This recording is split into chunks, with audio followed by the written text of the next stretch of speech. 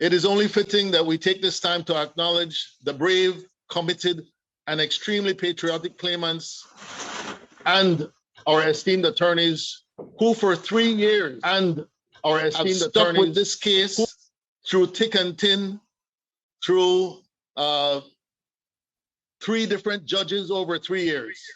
So may I start with Frank Paco Smith of the Freetown constituency, Hubert Dennis Enriquez and Paul Marcel Morgan of Belmopan constituency, Godwin Bernard Sutherland of the Cayo Central, Liston Mackenzie and William Mejia of Toledo East, Irvin Neal of Cayo South, Antonio Giovanni de la Fuente of Orange Walk East, Lloyd Armstrong Jones of Belize Rural Central, and myself, Roberto Antonio Lopez of Stan Creek West. So we have representation from North, South, East, and West, and certainly representation from the largest constituencies in our country. I want to first differentiate between the origins of this case versus the origin of the matter. Let me say that the origin of this matter came all the way back from 1988, when the Second Amendment of the Constitution of Belize was initiated.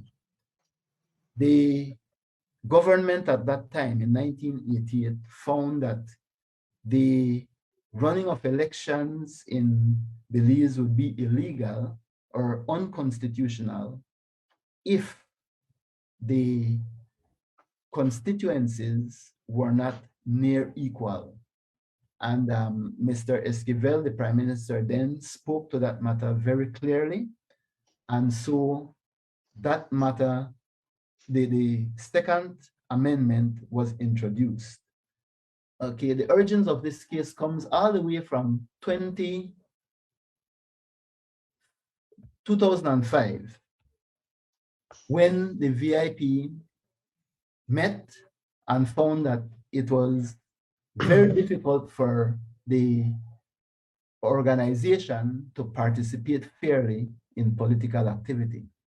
So as Mr. Morgan has communicated earlier, this has been a long process, and as the MC has also indicated, in terms of the legal battle to get us to where we are, it has taken 3 years and 3 judges. But thankfully, we are here now. We're at the end of the beginning, but certainly not at the beginning of the end.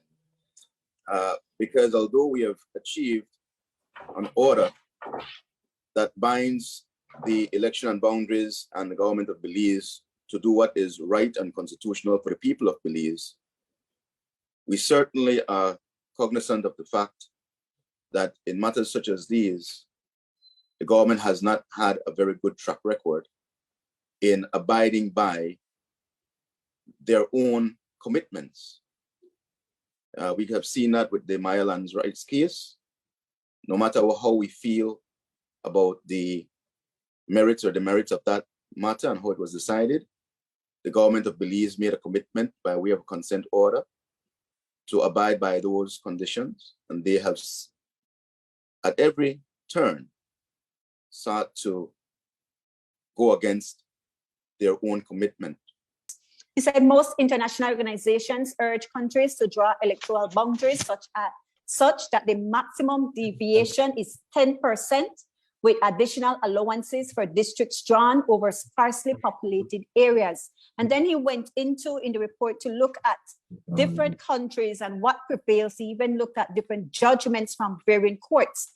And his analysis of Belize is based on the numbers given from our electoral divisions, is that only 5 divisions in Belize really and truly reach the standards as it relates to what prevails in the international standards.